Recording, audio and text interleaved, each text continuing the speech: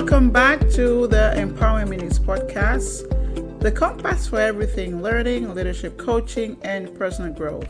I am your host, Dr. Maurine Kwende. I'm a learning leader, educator, and executive leadership coach who's passionate about helping organizations develop their leaders to become leaders people want to work for.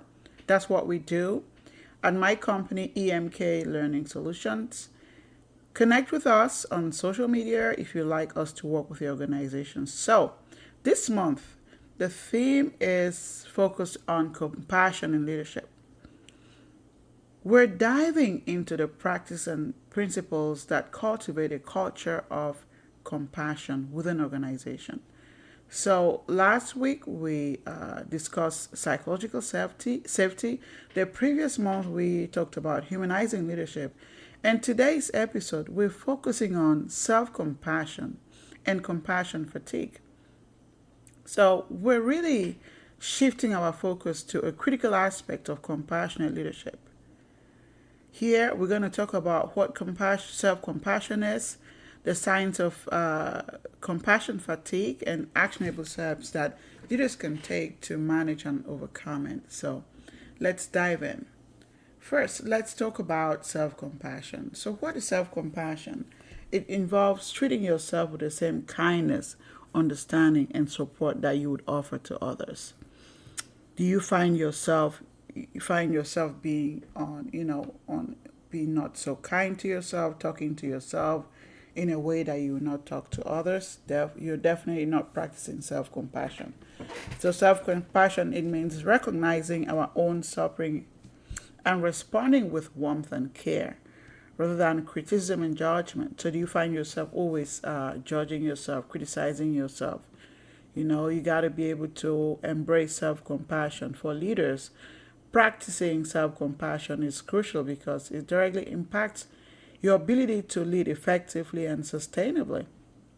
There's an expression that goes, you cannot pour from an empty cup. So and if you get on the plane, they usually say put your mask on before you can put anyone else's mask. So you got to be able to show yourself self-compassion as much as you're showing them to others. So this is an area that is very important for leaders. Many times people feel that self-kindness is not necessary, but they're kind to other people, right? So that shouldn't happen. We have to be able to practice self-kindness, mindfulness, common humanity, all different. These are all components of self-compassion. So practicing self-kindness means being gentle, understanding with yourself rather than being harshly critical.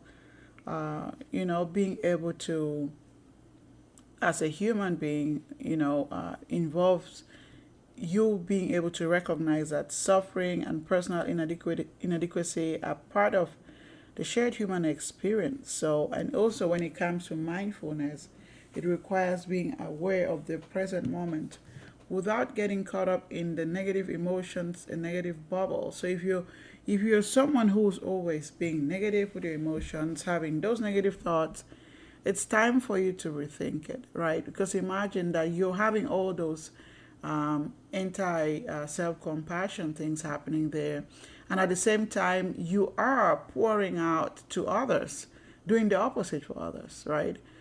Showing a lot of compassion to the point that you start experiencing compassion fatigue. So this brings us to our next point. So what is compassion fatigue? For leaders, it's a form of emotional exhaustion that arises from the continuous demand to be compassionate and empathetic.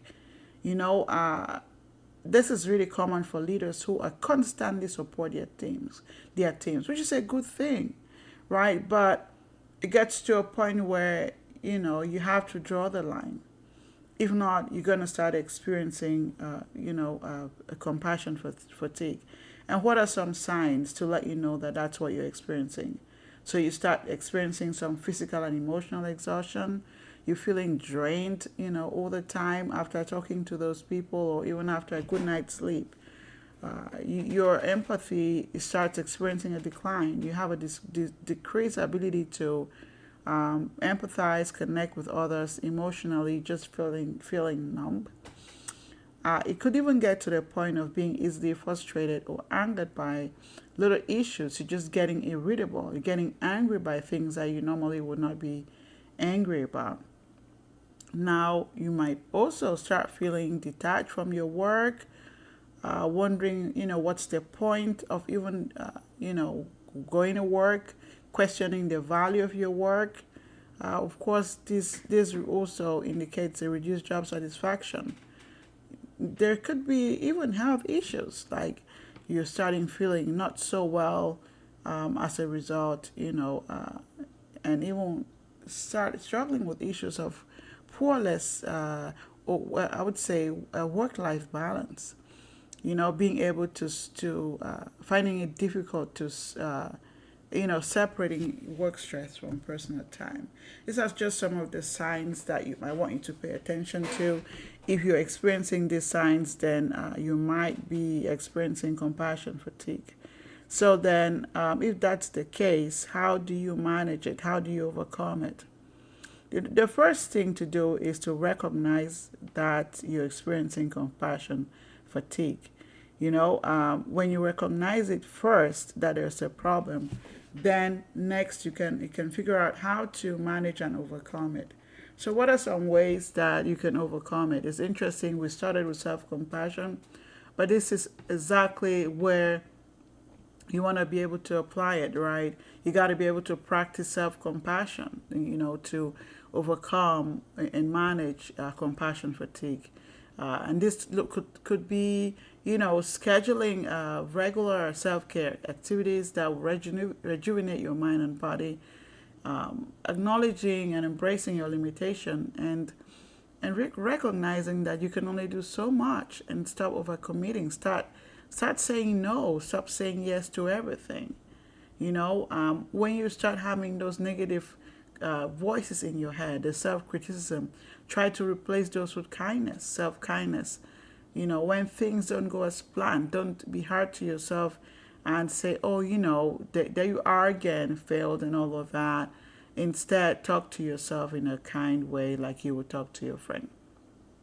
Remember how you got to compassion fatigue in the first place. You're probably doing the most. So to be able to make sure that it stops and doesn't happen again, you first of all have to set boundaries, right? So what does boundaries look like? You got to be able to define what it looks like. Define work hours, personal time, ensure that you're having the opportunity to recharge. Again, learn to say no so it can help you and prevent burnout. Ask for help. Do you need to speak to a mentor, coach, or is it at the point that you need a therapist? Right? You might want to go to the extent of talking to your therapist and see how much support you can get from them. Share that with your coworkers, with your family members, and then now you've set those boundaries. What else can you do? You want to be able to cultivate mindfulness. What are some ways that you can practice mindful meditation so you can be grounded and reduce stress?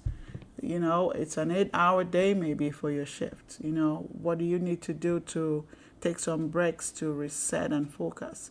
You might need to go for a nature walk, and then try to build a supportive work environment.